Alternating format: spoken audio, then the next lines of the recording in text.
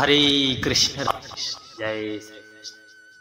आप सभी भक्तजनों को माघ मास के कृष्ण पक्ष की पढ़ने वाली सट तिला एकादशी की ढेर सारी शुभकामनाएं। भगवान देव देवेश्वर आप सबके मनोरथ सदा सर्वदा इसी प्रकार से पूर्ण करते रहें। हम सभी भक्तजन ऐसी कामना भगवान के चरणों में करते हैं। आज हम सभी भक्तजन बड़े ही प्रसन्न चित्त भाव से मन मस्तिष्क को भगवान श्री हरि के चरणों में समर्पित करते हुए आज माघ मास की कृष्ण पक्ष की सट तिला एकादशी के व्रत की महात्म की कथा को श्रवण करते हैं। माघ मास शास्त्रों और पुराणों में माघ मास की कितनी बड़ी महिमा बताई गई है। आप सभी लोग माघ मास महत्म में श्रवण कर रहे होंगे और आपको यह भी बता दें माघ मास और एकादशी इसका विशेष संयोग ही हमें हमारे जीवन में भगवान के चरणों तक प्रीति अवश्य प्राप्त कराएगा। निश्चितता है कहीं ना कहीं हम सभी भगवत जनों का कहीं ना किसी जन्म में भगवान के चरणों में प्रेम अवश्य रहा होगा। तभी माघ मास में कृष्ण पक्ष में पढ़ने वाली सट तिला एकादशी का के व्रत का महत्व सुनने को मिल रहा है। और इस बार 144 वर्षों के बाद दिव्य भव्य महाकुंभ का भी आयोजन हुआ है। आप सभी भक्तजन एक बार अवश्य महाकुंभ में आकर डुबकी अवश्य लगाएं। कथा को प्रारंभ किया जाता है। धर्मराज युधिष्ठिर ने पूछा, जगन्नाथ आदिदेव जगतपते, माघ मास में कृष्ण पक्ष में कौन सी एकादशी पड़ती है, उसके लिए कैसी विधि है तथा उसका क्या फल है, कृपा करके सब बातें बताइए। तब भगवान श्री कृष्ण बोले, धर्मराज सुनो, माघ मास में कृष्ण पक्ष की जो एकादशी पड़ती है उसे सट तिला एकादशी के नाम से जाना जाता है, जो सब पापों का नाश करने वाली। अब तुम सट तिला की पाप हरणी कथा सुनो, जिसे मुनि श्रेष्ठ पुलस्त ने दालभ्य से कहा था। दालभ्य ने पूछा, ब्राह्मण मृत्युलोक में आए हुए प्राणी प्रायः पाप कर्म करते हैं, उन्हें नरक में ना जाना पड़े, इसके लिए कौन सा उपाय है, कृपया कर बताने की कृपा करें।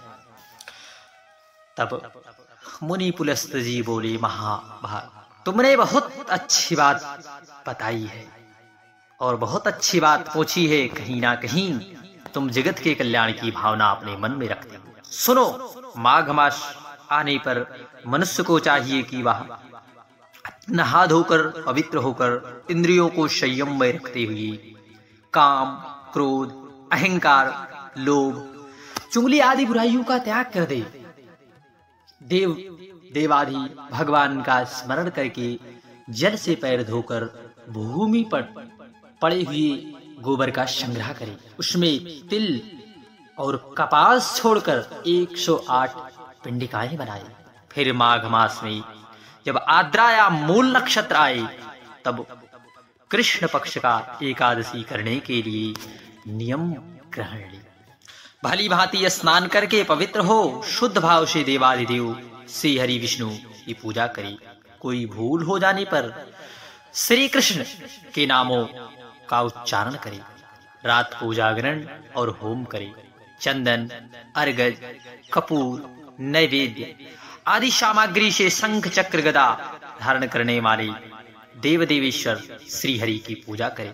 उसके बाद भगवान का स्मरण करके बारंबार श्री कृष्ण का नाम उच्चारण करते हुए नारियल अथवा बिजौरे के फल से भगवान को विधि पूर्वक अर्घ्य, अन्य सब सामग्रियों के अभाव में सुपारियों के द्वारा भी पूजन और अर्घदान किए जा सकते हैं।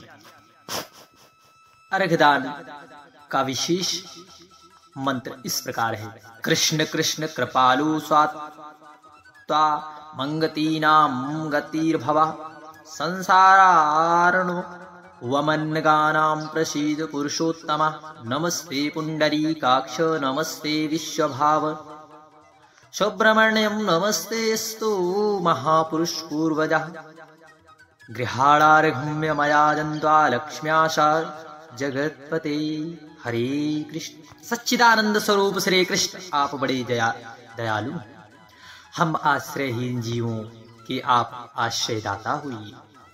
पुरुषोत्तम हम समुद्र संसार में डूब रहे हैं, आप हम पर प्रसन्न होइए कमल नयन। आपको नमस्कार है।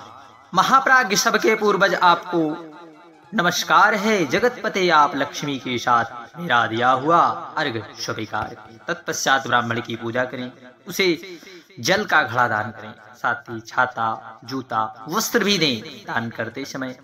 ऐसा कहें, इस दान के समय भगवान श्री कृष्ण मुझ पर प्रसन्न हो।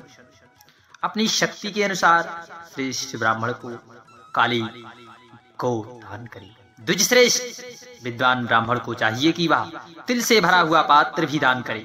उस तिल के बौने पर उनमें जितनी शाखाएं पैदा हो सकती हैं उतने 1000 वर्षों तक वह स्वर्गलोक में प्रतिष्ठित होता है। तिल से स्नान करें, तिल का उपटन लगाएं, तिल से होम करें, तिल का मिला हुआ जल पिएं, तिल का दान करें और तिल को भोजन के काम में लें। इस प्रकार 6 कामों में तिल का प्रयोग करने से यह एकादशी सत्तिला एकादशी कहलाती है, जो सब पापों का नाश करने वाली है।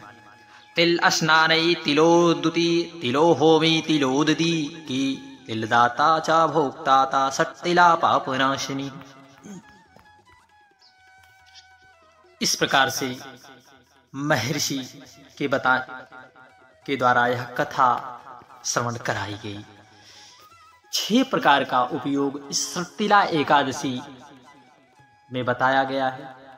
पहला, काप जो है जल पिए, इसका उपटन लगाए, इससे होम करें, इसका दान भी करें, इसीलिए इसका नाम सत्तिला है। जथा नाम है तथा गुण, जिस प्रकार नाम है उस प्रकार इसका गुण है। हरे कृष्ण।